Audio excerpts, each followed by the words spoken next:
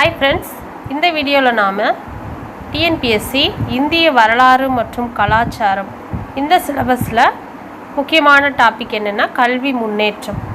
இந்த வீடியோவில் கல்வி முன்னேற்றம் திட்டங்கள், ஆண்டுகள், யாரெல்லாம் இதில் அமைச்சாங்க, அமைப்பாளர்கள் எல்லாம் யார் அப்படிங்கிறத இந்த வீடியோவில் பார்க்கலாம். ஸ்கிப் பண்ணாமல் பாருங்கள், ரொம்ப யூஸ்ஃபுல்லாக இருக்கும் உங்களுக்கு.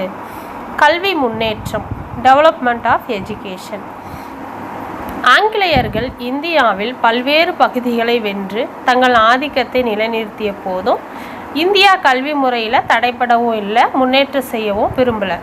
இந்திய கல்வி முறையானது வெளியுலக தொடர்பு இல்லாமல் இருந்துச்சு. அப்போ கல்வி வளர்ச்சியில் ஆர்வம் கொண்டவர் யார்? Governor general Warren Hastings. முஸ்லீம் சட்டங்கள் மற்றும் அது சம்பந்தப்பட்ட பாடங்களை படிப்பதற்கு 1781 கல்கத்தாவில் கல்கத்தா மதராசா என்ற கல்வி நிலையத்தை நிறுவினார். யாருன்னா வாரன் ஹேஸ்டிங்ஸ் முஸ்லீம் சட்டங்கள் மற்றும் அது சம்பந்தப்பட்ட பாடங்களை படிப்பதற்கு. எது சம்பந்தப்பட்ட பாடங்கள்? முஸ்லீம் சட்டங்கள், மறந்துடாதீங்க, முக்கியமான பாயிண்ட்டு. முஸ்லீம் சட்டங்கள் மற்றும் அது சம்பந்தப்பட்ட பாடங்களை படிப்பதற்காக மட்டும் 1781 கல்கத்தாவில் கல்கத்தா மதராசா என்ற கல்வி நிலையத்தை நிறுவினார். 1781 யாருன்னா வாரன் ஹேஸ்டிங்ஸ். மேலும் 1791 பெனாரஸில் இந்து சட்டங்கள் மற்றும் தத்துவத்தை படிப்பதற்காக சமஸ்கிருத கல்வி ஜோனாதன் டங்கன் என்பவரால் ஆரம்பிக்கப்பட்டுச்சு. அதுக்கப்புறம் 1991 அதாவது 10 வருஷம் கழித்து பெனாரஸில் இந்து சட்டங்கள், அது மேலே பார்த்தது முஸ்லீம் சட்டங்கள், இது இந்து சட்டங்கள் மற்றும் அதனுடைய தத்துவங்களை படிப்பதற்காக சமஸ்கிருத கல்லூரியை ஆரம்பித்தார். யாருன்னா ஜோனாதன் டங்கன் தான் ஆரம்பித்தார். எந்த வருஷம்னா 1991. இந்த கல்லூரி எதற்காக அப்படின்னா இந்து சட்டங்கள் மற்றும் தத்துவங்களை படிப்பதற்காக ஆரம்பிக்கப்பட்ட கல்லூரி தான் சமஸ்கிருத கல்லூரி. அடுத்தது 1800 கம்பெனியில் குடிப்பணியாளர்களுக்கு மொழிகள் மற்றும் இந்திய பழக்க வழக்கங்களில் பயிற்சி அளிக்க வெல்லஸ்லி பிரபுவால் வில்லியம் கோட்டை கல்லூரி கல்கத்தாவில் ஏற்படுத்தப்பட்டுச்சு. வில்லியம் கோட்டை கல்லூரியை கல்கத்தாவில் ஏற்படுத்தினவர் யாருன்னா வெல்லஸ்லி பிரபு தான். எதுக்காக இந்த கல்லூரி ஏற்படுத்தினார் அப்படின்னா குடிமை பணியாளர்களுக்கு மொழிகள் மற்றும் இந்திய பழக்க வழக்கங்களில் அவங்களுக்கு பயிற்சி அளிக்கணும் அப்படிங்கிறதுக்காக தான் வெல்லஸ்லி பிரபு வில்லியம் கோட்டை கல்லூரியை கல்கத்தாவில் ஏற்படுத்தப்பட்டது. அவரால் கல்கத்தாவில் ஏற்படுத்தப்பட்டுச்சு. அடுத்தது, இந்தியாவில் கல்வி முறை வளர்ந்தால் கல்வி அறிவு பெற்ற இந்தியர்கள் ஆட்சிக்கு கீழ்ப்படிய மறுத்து அதனால் ஆட்சிக்கேடு ஏற்படும் என நினைத்தாங்க. அதனால் கவர்னர் ஜெனரல் மிண்டோ பிரபு 1807 1813 வரை கல்லூரிகளை சீர்திருத்த வேண்டும் எனவும் புதிய கல்லூரிகள் ஏற்படுத்த வேண்டும் எனவும் வற்புறுத்தினார். யாருன்னா ஜெனரல் மிண்டோ பிரபு. எந்த வருஷத்தில் வற்புறுத்தினார் அப்படின்னா, அதாவது கல்லூரிகளை எல்லாம் சீர்திருத்தணும், புதிய கல்லூரிகளை எல்லாம் ஏற்படுத்தணும் அப்படின்னு வற்புறுத்தினவர் யாருன்னா ஜெனரல் மிண்டோ பிரபு. இயர் 1807 1813 வரை. இவருடைய ஆட்சி காலத்தில் தான் பட்டய சட்டம் 1813 கொண்டு வரப்பட்டது. யாருடைய ஆட்சி காலத்தில் பட்டய சட்டம் 1813 கொண்டு வரப்பட்டதுன்னு கேட்டாங்கன்னா மிண்டோ பிரபு காலத்தில் தான். அடுத்தது, இந்திய கல்வி வளர்ச்சிக்காகவும் இலக்கிய முன்னேற்றத்திற்காகவும் விஞ்ஞான அறிவு பெருக்கத்திற்காகவும் ஆண்டுதோறும் 1 லட்சம் ரூபாய் ஒதுக்க வேணும்னு சொல்லி இந்த சட்டம் தான் கூறிச்சு. எந்த சட்டம்? 1813 பட்டய சட்டம் தான் சொல்லிச்சு 1 லட்ச ரூபா ஒதுக்கணும் படிப்புக்காக, கல்விக்காகன்னு சொல்லி. நம் நாட்டு கல்வி வளர்ச்சியில் ஆங்கிலேய அரசாங்கம் நேரடியாக பங்கு கொள்ள ஆரம்பிச்சிச்சு இந்த பட்டய சட்டம் மூலமாக. எந்த பட்டய சட்டத்திலிருந்து நேரடியாக பங்கு கொள்ள ஆரம்பித்தது அப்படின்னா ஆங்கிலேய அரசாங்கம் கேட்டாங்கன்னா இந்த பட்டய சட்டம் 1813 பட்டய சட்டம் 1813 இருந்து தான் ஆங்கில அரசாங்கம் நேரடியாக நம்ம நாட்டு கல்வி வளர்ச்சியில் பங்கு கொள்ள ஆரம்பித்தாங்க. அதுக்கப்புறம் 1817 ராஜாராம் மோகன் ராய் மற்றும் அவரது கல்வி பெற்ற வங்காள நண்பர்களால் கல்கத்தா கல்லூரி ஏற்படுத்தப்பட்டது. கல்கத்தா கல்லூரி ஏற்படுத்தினவர் யாருன்னா ராஜாராம் மோகன் ராய் மற்றும் அவரது கல்வி பெற்ற வங்காள நண்பர்கள். எந்த வருஷம் கல்கத்தா கல்லூரி ஏற்படுத்தப்பட்டதுன்னா 1817. அடுத்தது மெக்காலே கல்வி திட்டம் 1835. இது இந்தியாவில் ஆங்கில மொழி வழியே விஞ்ஞானம், மருத்துவம் போன்றவற்றை கற்பிப்பதற்கு மெக்காலே பிரபு 1835 தனது குறிப்புகளை வெளியிட்டார். இந்த மெக்காலே கல்வி திட்டத்தின் மூலமாக தான் ஆங்கில வழியில் விஞ்ஞானம், மருத்துவம் அதெல்லாம் கற்பிக்கணும்படியாக தான் மெக்காலே பிரபு 1835 இந்த குறிப்புகளை வெளியிட்டார். இந்த குறிப்புகளை ஏற்றுக்கொள்ள அப்போது இந்திய கவர்னர் ஜெனரலாக இருந்த வில்லியம் பெண்டிங் அதற்கேற்றபடி கல்வி அமைப்பினை மாற்றியமைக்கும் ஆணைகளையும் பிறப்பித்தார். இதன்படி இந்திய கல்லூரிகளிலும் பள்ளிகளிலும் ஆங்கில பாடம் அப்போ தான் மொழியாக்கப்பட்டது. எதுக்கப்புறம்னா மெக்காலே கல்வி திட்டத்துக்கு அப்புறம் தான் வில்லியம் பெண்டிங் பிரபு பள்ளிகளிலும் கல்லூரிகளிலும் ஆங்கில பாடம் மொழியாக்கப்பட்டதாக சொல்கிறாங்க. அடுத்தது இந்திய கல்வி வரலாற்றில் மெக்காலேவின் குறிப்புகள் சிறப்பிடம் பெறுகிறதுன்னு சொல்கிறாங்க. இந்திய கல்வி வரலாற்றை யாருடைய குறிப்புகள் சிறப்பிடம் பெறுகின்றதுன்னு கேட்டால் மெக்காலே. வடமேற்கு மாகாணத்தில் லெப்டினன்ட் கவர்னர் ஜேம்ஸ் தாம்சன் 1843-53 வரைக்கும் காலம் கிராம கல்வியை வட்டார மொழிகள் அல்லது உள்நாட்டு மொழிகளில் கற்றுத்தரும் கல்வி முறையை வடமேற்கு மாகாணத்தில் அமல்படுத்தினார். அதாவது கிராம கல்வியை வட்டார மொழிகள் அல்லது உள்நாட்டு மொழிகளிலேயே கற்றுத்தரும் கல்வி முறையை வடமேற்கு மாகாணத்தில் அமல்படுத்தினவர் யார் அப்படின்னா கவர்னர் ஜேம்ஸ் தாம்சன் தான். இயர் கேட்டாங்கன்னா 1843 53 வரை. அடுத்தது சார்லஸ் வுட் கல்வி திட்டம். இது டல்ஹவுசி பிரபுவின் ஆட்சி காலத்தில் தான் 1854. டல்ஹவுசி பிரபுவின் ஆட்சி காலத்தில் கம்பெனியில் நிர்வாக குழுவின் தலைவராக இருந்த சர் சார்லஸ் வுட் என்பவர் இந்தியா முழுமைக்கும் கல்வி திட்டம் ஒன்றை தயாரித்து 1854 வெளியிட்டார். சர் சார்லஸ் வுட் அப்படிங்கிறவர். இதுவே இந்தியாவின் ஆங்கிலேய கல்வி முறையின் மக்னா கார்டா கல்வி பட்டயம் அப்படின்னு அழைக்கப்படுகிறது. இந்தியாவின் ஆங்கிலேய கல்வி முறையின் மக்னா கார்டா கல்வி பட்டயம் என அழைக்கப்படுவது சார்லஸ் வுட் கல்வி திட்டம் தான். யாரால் அப்படின்னா சர் சார்லஸ் வுட் அப்படிங்கிறவனால இந்தியா முழுமைக்கும் கல்வி திட்டம் ஒன்று இவர் தான் தயாரித்து வெளியிட்டார். அதனால தான் அவர் பேர்லேயே சார்லஸ் வுட் கல்வி திட்டம்னு. எந்த இயர்னா 1854. அப்புறம் கல்வி திட்டத்தின் முக்கிய அம்சங்கள் என்ன? சார்லஸ் வுட் கல்வி திட்டத்துடைய முக்கிய அம்சங்கள். ஃபஸ்ட்டு, இந்திய மக்கள் ஆங்கில கல்வியின் பயன்களை பெறுமாறு செய்வது கல்வியின் நோக்கமாக இருக்க வேணும்னு சொன்னாங்க. இரண்டாவது, மேல் படிப்புக்கு ஆங்கிலேய வழிக்கல்வியும் பள்ளி கல்வியும் உள்நாட்டு மொழிக்கல்வியும் வழங்கப்பட வேண்டும். பெண் கல்வி, தொழிற்கல்வி மற்றும் ஆசிரியர் பயிற்சிக்கு முக்கியத்துவம் தரப்பட வேணும்னு சொன்ன முக்கியத்துவம் கொண்ட திட்டம் எதுன்னு கேட்டாங்கன்னா சார்லஸ் வுட் கல்வி திட்டம். இதில் ஏதாவது ஒன்று கொடுத்து கூட கூற்று காரணம் மாதிரி கூட கேட்கலாம். அதனால் இதனுடைய முக்கியத்துவத்தையும் இந்த திட்டத்துடைய முக்கியத்துவத்தையும் பார்த்துக்கலாம். இந்தியா மாகாணங்களில் அதாவது பெண் கல்வி, தொழிற்கல்வி மற்றும் ஆசிரியர் பயிற்சிக்கு முக்கியத்துவம் தரப்பட வேண்டும்னு சொன்ன திட்டம் எதுனா சார்லஸ் வுட் கல்வி திட்டம்தான். இந்திய மாகாணங்களில் கல்வித்துறை என்ற தனித்துறை ஏற்படுத்த வேணும்னு, இவைகளை மேற்பார்வையிட பொதுக்கல்வி இயக்குநர்கள் நியமிக்கப்பட வேணும்னு இந்த திட்டம் சொல்லுச்சு. ஐந்தாவது, கல்கத்தா, பம்பாய் போன்ற முக்கிய நகரங்களிலும் பல்கலைக்கழகங்கள் அமைக்கப்பட்டன இந்த திட்டத்தின் மூலமாக. இந்த திட்டத்தின் விளைவாக 1857 மதராஸ், பம்பாய், கல்கத்தா ஆகிய நகரங்களில் பல்கலைக்கழகங்கள் அமைக்கப்பட்டன. எந்த திட்டத்தின் மூலமாக 1857 மதராஸ், பம்பாய், கல்கத்தா ஆகிய நகரங்களில் பல்கலைக்கழகங்கள் அமைக்கப்பட்டன? சார்லஸ் உட்கல்வி திட்டத்தின் மூலமாக தான் அமைக்கப்பட்டிருக்கு.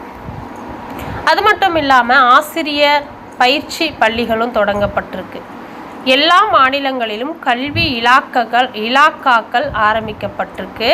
பொதுக்கல்வி இயக்குனர் ஒருவர் நியமிக்கப்பட்டதும் இந்த திட்டத்தின்படி தான் இது எல்லாமே நடந்திருக்கு. இதெல்லாம் ரொம்ப இம்பார்ட்டன்ட், மறந்துடாதீங்க. சார்லஸ் உட்கல்வி திட்டத்தின் மூலமாக தான் பள்ளிகள், ஆசிரியர் பயிற்சி பள்ளிகளும் தொடங்கப்பட்டிருக்கு. எல்லா மாநிலங்களிலும் கல்வி இலாக்கள் ஆரம்பிக்கப்பட்டிருக்கு. பொதுக்கல்வி இயக்குனர் ஒருவர் நியமிக்கப்பட்டதும் சார்லஸ் உட்கல்வி திட்டத்தின் மூலமாக தான். அடுத்தது ஹண்டர் கல்வி ஆணையம். இயர் 1882 83. ஹண்டர் கல்வி ஆணையம் 1882 83 வரை. 1882 பிப்ரவரி மாதம் ரிப்பன் பிரபு W. ஹண்டர் என்பவரின் தலைமையில் 22 உறுப்பினர்களை கொண்ட கல்வி ஆணையம் ஒன்றை அமைத்தார். 22 உறுப்பினர்களை கொண்ட கல்வி ஆணையம் ஒன்றை அமைத்தவர் யாருன்னு கேட்டால் ஹண்டர் என்பவரின் தலைமையில் தான், ரிப்பன் பிரபு தான் அமைச்சார். யாருடைய தலைமையில் அமைச்சார் அப்படின்னு கேட்டால் ஹண்டர் என்பவரின் தலைமையில் 22 உறுப்பினர்களை கொண்ட கல்வி ஆணையம். எந்த வருஷம் ஹண்டர் கல்வி ஆணையம் அமைச்சாங்கன்னா 1882 பிப்ரவரி மாதத்தில் ரிப்பன் பிரபு தான் W. ஹண்டர் என்பவரின் தலைமையில் அமைச்சார்.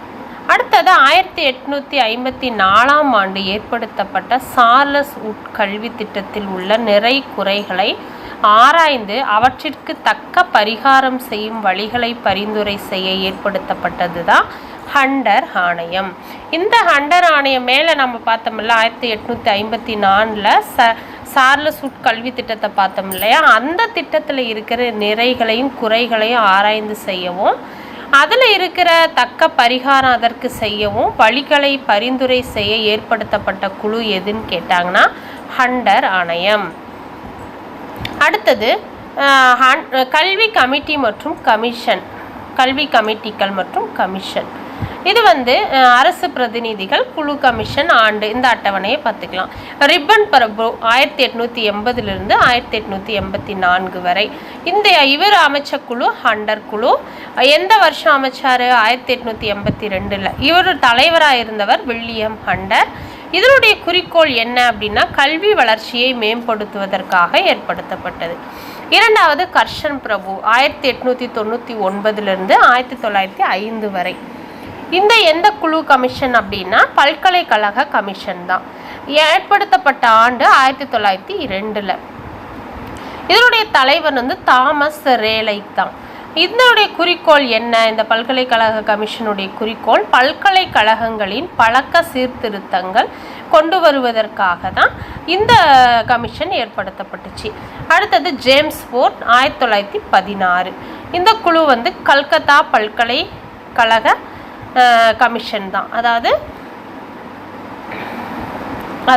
ஜேம்ஸ் ஃபோர்ட் 1916 1921 வரை கல்கத்தா பல்கலைக்கழக கமிஷன் இது ஏற்படுத்தப்பட்டது 1917. தலைவர் மைக்கேல் ஷேடர். குறிக்கோள் பல்கலைக்கழகங்களில் படிக்க நிபந்தனைகள் கொண்டு வருவதற்காக தான் இந்த கமிஷன் ஏற்படுத்தப்பட்டது, கல்கத்தா பல்கலைக்கழக கமிஷன். தலைவர் மைக்கேல் ஷேடர். ஆண்டு 1917. அடுத்தது ரீடிங் பிரபு 1921 1926. அதுக்கப்புறம் வர்றது தான் லைனாக எழுதி இந்த அட்டவணையில் கொடுத்துருக்காங்க. இது கூட டைம் இருக்கும்போது இயரெல்லாம் எழுதி லைனாக ஆர்டர் படி எழுதி வச்சுக்கிட்டிங்கன்னா ரிவிஷனுக்கு ரொம்ப யூஸ்ஃபுல்லாக இருக்கும். நம்ம செப்டம்பர் குரூப் 2க்கு ரொம்ப யூஸ்ஃபுல்லாக இருக்கும்.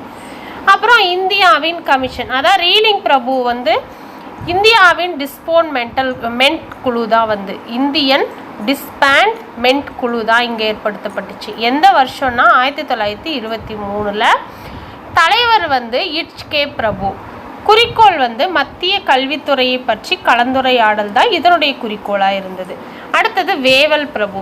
அதுக்கப்புறம் 1943 47 வரைக்கும், சுதந்திரம் வரைக்கும் இந்திய சுதந்திரம் வரைக்கும் இந்த வேவல் பிரபு.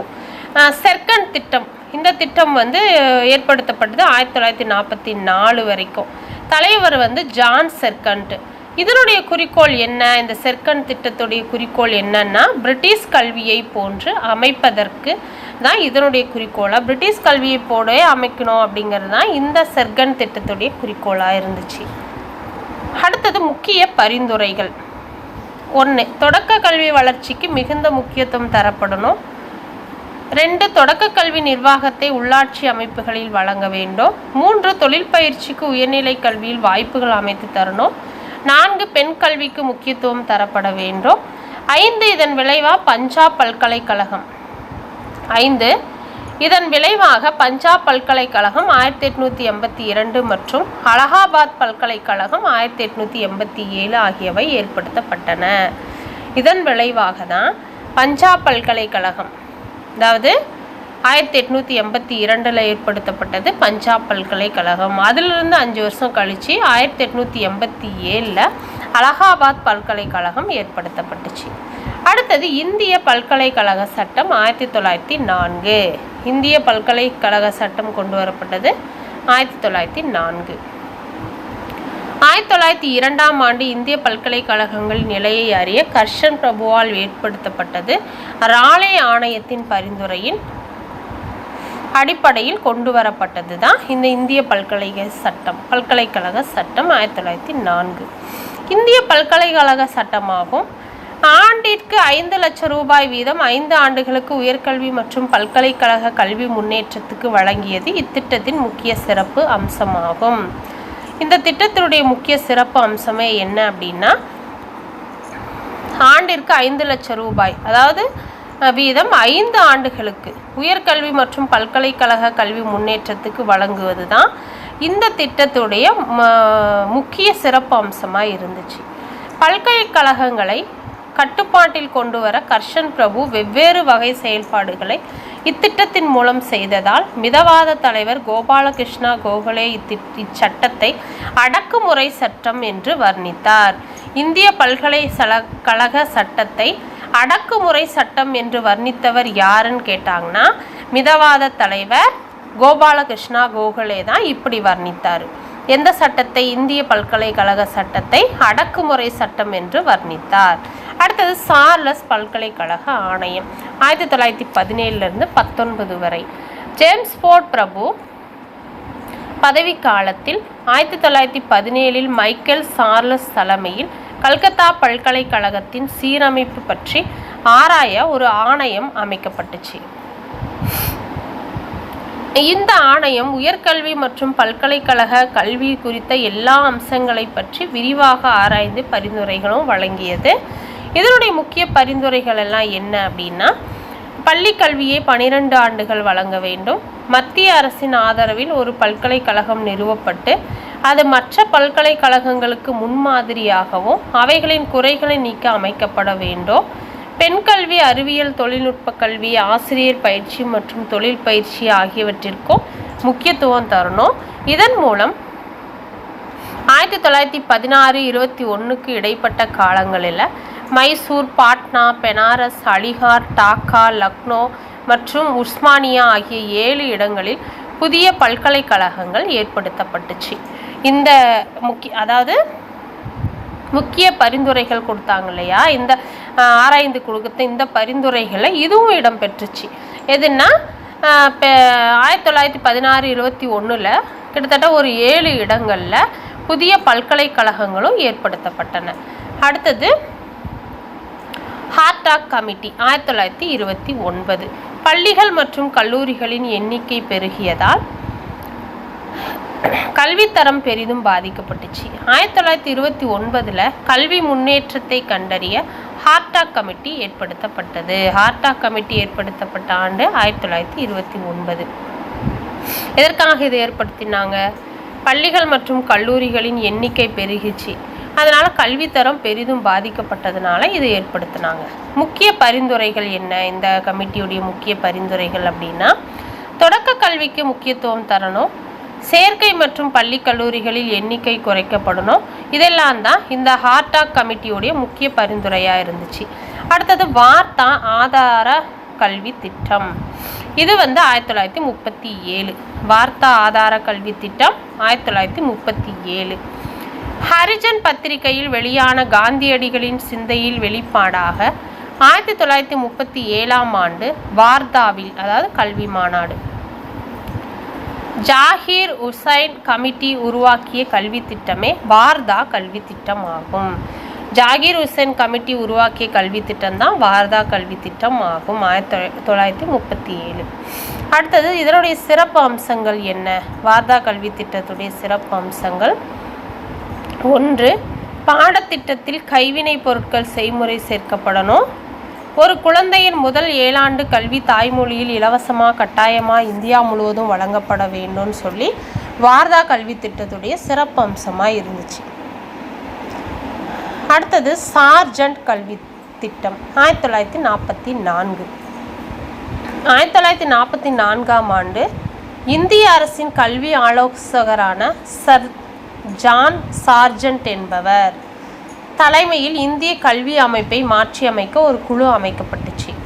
1944ஆம் ஆண்டு இந்திய அரசின் கல்வி ஆலோசகராக இருந்தவர் யாருன்னு கேட்டாங்கன்னா சர் ஜான் சார்ஜண்ட் தான்.